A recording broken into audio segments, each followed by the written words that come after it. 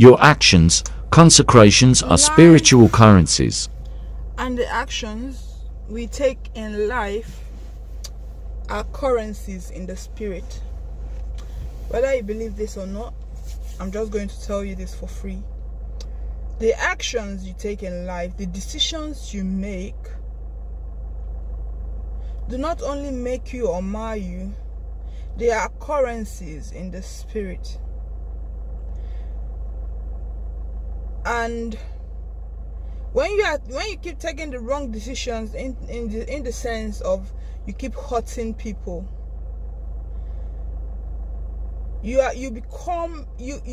it's so much so that to an extent you become in deficit.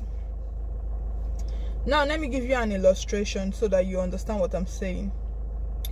Let's say, for example, your lineage, your forefathers, your great-grandfather, your grandfather, they were worshippers of idol.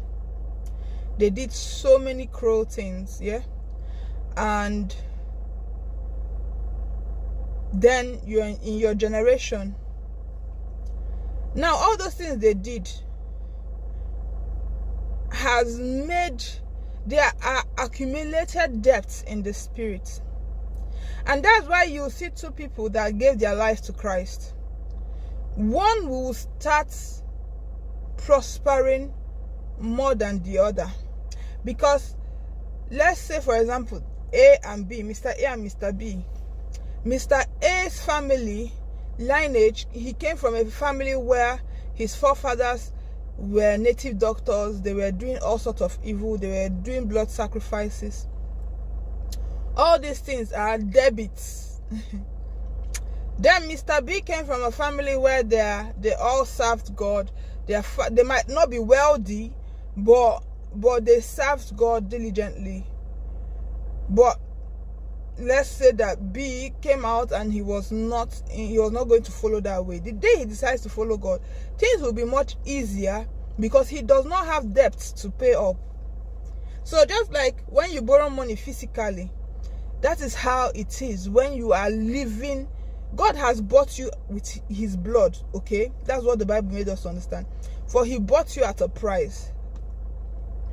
Now, when it's just like you were owing, God went to pay that debt. Then you still continue sinning. That sin that you are committing is still you going back to old credits. Okay, so that credit now that you have taken, someone will pay for it. Someone will pay for it. It may not be you. And woe betide you if you don't pay for it. Woe betide you if you don't pay for it. Because the next generation will have to pay for it. And if they don't pay for it, it will keep, the other generation will keep carrying it. Do you understand? Until someone gives their lives to Christ and starts, praying, start fasting, you see two people that gave their lives to Christ, Mr. A and Mr. B. Yeah, Mr. B will just give his life to Christ today, and he'll be praying, doing the necessary things he needs to do, and God will be blessing him. His life will turn around. While Mr. A, God will tell him, you have to stop. You have to start giving to the poor. I want you to go and maybe he will tell him something very, very difficult. He will tell him, every midnight, I want you to pray for 3 hours. I want you to fast every week. Choose a day or two where you will do dry fasting. All these things are currencies in the spirit. What he's doing, what God is training him to do is, one, he's training him, yeah. Then two is he is actually using these things, because they are currencies of the spirit, to pay off the debts that has been owed by his lineage. So anything you do in this life, be careful, because they are currencies. It could be in deficit. It could be you are just withdrawing an overdraft, okay? Or it could be that you are actually depositing. There are some pastors, this is why there are some pastors that you see, they don't realize these things. And then by the time they pick up their call, when it's time for them to manifest God's call upon their life, they can't really do much, because they are still, the prayer they are praying now is the one that is still paying off the debts. Is still paying off the debts from their foundation. Let's take a popular man of God, for example, Pastor Jerry Eze. This guy has prayed. Mind you, his mother was a prayer warrior. His mother knew God. I don't know about the dad, but his mother, from his stories, you can see that his mother knew God. And he came up. He also prayed. People that know him will tell you that this guy has been praying for the longest time. All these things, in fact, his prayer has become more of a deposit.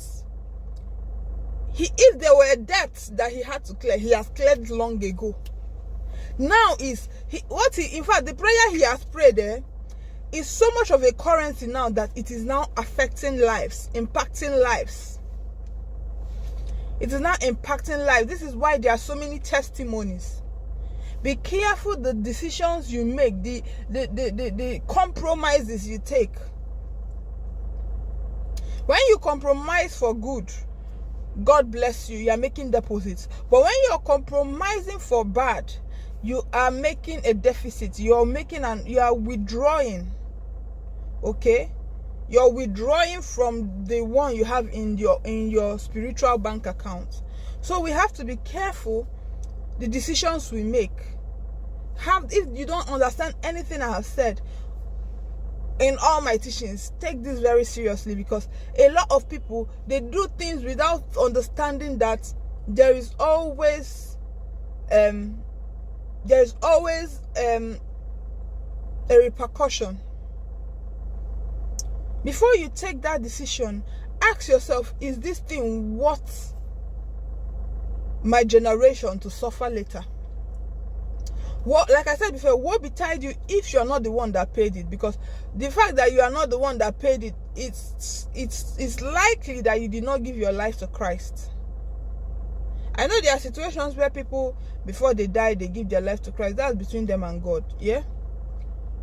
But what betide you are not able to pay the price, like redeposit what you have withdrawn, that overdraft. Because when I say you are paying back, it shows that you have given your life to Christ. You are now doing the right things. You're now making the right decisions in your life. That means you will start building back. You start, putting back everything that you have taken. You're now paying back. You pay back through prayer, intense prayer. You pay back through those like discomforts. There are things that ordinary people will do and get away with. God will say, you can never do this. All right? There are people that God, like in the Bible, there are people that God will tell you, don't eat this. Samson, that he said, you can never cut your hair. So you have to find out what it is God is saying to you.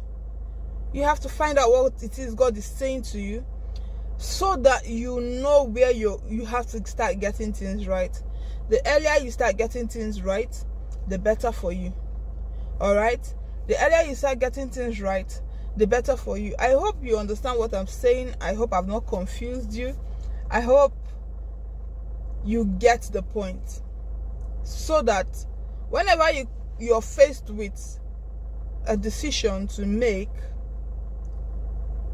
by God's grace, by listening to what I have said, you will be able to take the right decision, no matter how difficult it is, no matter what you think you're losing. At the end of the day, let me tell you one thing: God will prove himself. Once you make the right decision, once you do not shame God, one thing I can promise you is that thing you're longing to get, he will give you in double fold. That's one thing I can promise you for sure. All right, that will be all for today.